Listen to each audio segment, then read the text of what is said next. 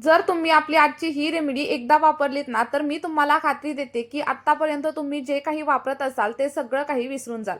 कारण आजची ही रेमेडी तुमच्या स्किनसाठी एकदम हिरोसारखं काम करणार आहे आणि तुमच्या स्किनवरती डीपली जाऊन एक्सफोलिएशन करणार आहे आणि त्यामुळे चेहऱ्यावरील धूळ, माती आणि पोल्युशन सगळं काही पूर्णपणे साफ होण्यासाठी तुम्हाला हेल्प होणार आहे. जर तुम्ही आपल्या या रेमेडीचा नियमित वापर केला, तर तुम्हाला वाटेल, की आता आपल्याला दुसऱ्या कोणत्याही स्किन केअरची अजिबातच गरज नाहीये.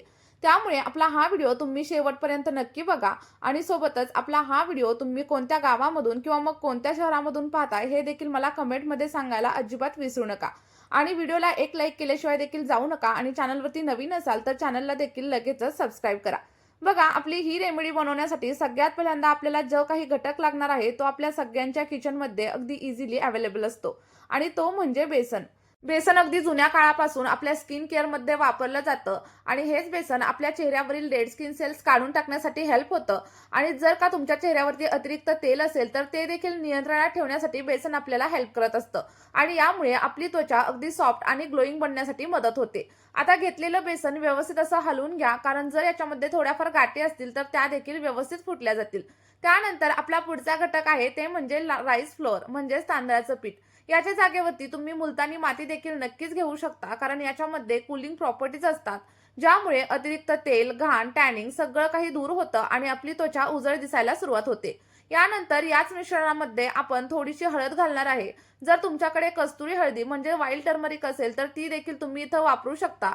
कारण बघा, हळद आपल्या चेहऱ्यावरील डाग धब्बे, पिंपल्स, काळी वर्तुळे कमी करण्यासाठी मदत करते. कारण हळदीमध्ये अँटीबॅक्टेरियल, अँटीसेप्टिक आणि सोबतच अँटीफंगल गुणधर्म असतात, जे आपला स्किन टोन सुधारतात आणि स्किनवरील पिगमेंटेशन कमी करण्यासाठी देखील हेल्प करत असतात.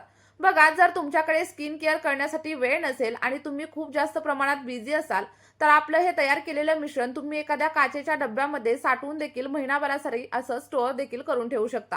आणि जेव्हा केव्हा तुम्हाला हे वापरायचं असेल तेव्हा याच्यामध्ये रोज वॉटर, कच्चं दूध किंवा मग दही घालून तुम्ही हे तुमच्या चेहऱ्यावरती वापरू देखील नक्की शकता. बघा, आपला जो काही तयार झालेला पॅक असेल तो स्किनवरती कशा प्रकारे अप्लाय करायचा आणि किती वेळ ठेवायचा हे देखील मी तुम्हाला व्हिडिओमध्ये पुढे सांगणारच आहे. त्यामुळे स्किप न करता व्हिडिओ शेवटपर्यंत नक्की बघा. बघा, ज्या लोकांची स्किन खूप जास्त प्रमाणामध्ये ऑइली असेल आणि त्यांच्या चेहऱ्यावरती पिंपलची समस्या असेल, तर तुम्ही याच्यामध्ये रोज वॉटरचा वापर करा आणि त्यानंतर आपला सगळा काही पॅक तुमच्या स्किनवरती अप्लाय करा. पण ज्या लोकांची स्किन खूप जास्त ड्राय आहे त्यांनी माझ्यासारखा इथं दह्याचा वापर करा. मी साधारणतः 2 ते 3 चमचे एवढं दही हा पॅक बनवण्यासाठी वापरणार आहे. तुम्ही तुमच्या स्किननुसार इथं दही घेऊ शकता किंवा मग तुम्ही रोज वॉटरचा देखील वापर नक्कीच करू शकता.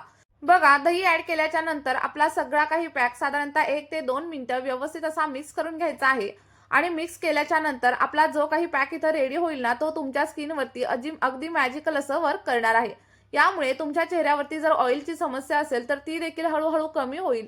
चेहऱ्यावरती पिगमेंटेशन असेल, वांगाचे डाग असतील किंवा मग पिगमेंटेशनचे निशाण असतील, तर ते सगळं काही हळूहळू कमी होण्यासाठी आपल्याला इथं हेल्प होणार आहे. बघा, आपली अगदी स्मूथ असा पॅक इथं रेडी झालेला आहे आणि हाच पॅक तुम्हाला तुमच्या स्किनवरती आठवड्यातून फक्त 2 ते 3 वेळा अप्लाय करायचा आहे. असं केल्यामुळे तुम्हाला पार्लरमध्ये जाऊन महागडं असं फेशियल करण्याची देखील अजिबात गरज लागणार नाही. बघा, आपण याच्यामध्ये जे काही दही वापरलंय याच्यामुळे आपल्या स्किनवरील पोर्स अगदी क्लीन होतात आणि चेहऱ्यावरील पिगमेंटेशन, टॅनिंग आणि पिंपल्स देखील हळूहळू कमी होण्यासाठी आपल्याला इथं हेल्प होत असते.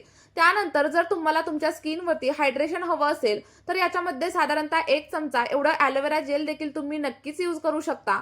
आणि जर का तुम्हाला तुमच्या स्किनवरती व्हिटॅमिन सी अप्लाय करायचं असेल ना, तर ॲलोवेराच्या जागेवरती तुम्ही लिंबाच्या रसाचा देखील नक्कीच वापर करू शकता.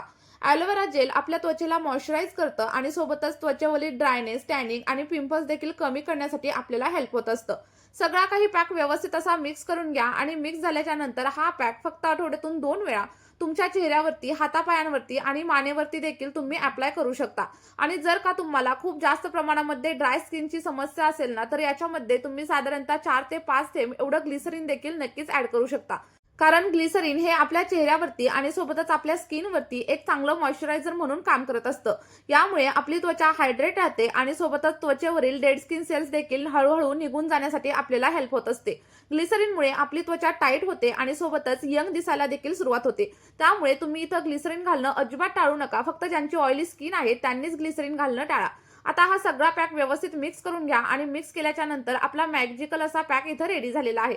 मी सांगितलेल्याप्रमाणे तुम्ही हा पॅक तुमच्या चेहऱ्यावरती अप्लाय करा आणि अप्लाय केल्याच्या 5 ते 10 मिनिटांनंतर अगदी हलक्या हाताने मसाज करून धुवून टाका. धुवून टाकल्याच्या नंतर एक हलकंसं मॉइश्चरायझर किंवा मग सनस्क्रीन लावायला अजिबात विसरू नका. चला तर मग आपला हा पॅक तुम्ही नक्की ट्राय करून बघा. तुम्हाला जे काही अनुभव येतील ते माझ्यासोबत कमेंटमध्ये शेअर करा आणि जर याच्यामधील एखादा घटक तुमच्याकडे नसेल तर ते देखील मला कमेंट करून सांगा. मी तुम्हाला त्याच्यावरती दुसरा काहीतरी पर्याय नक्कीच सजेस्ट करेल. नक्की ट्राय करा. कमेंटमध्ये तुमचे रिझल्ट शेअर करा, कारण तुमच्या एका कमेंटमुळे बाकीच्या लोकांना खूप जास्त प्रमाणात फायदा होत असतो. या व्हिडिओमध्ये आपण इथेच थांबूया. भेटूयात अशाच एका नवीन व्हिडिओमध्ये आणि नवीन अशा रेमेडीसोबत. तोपर्यंत बाय.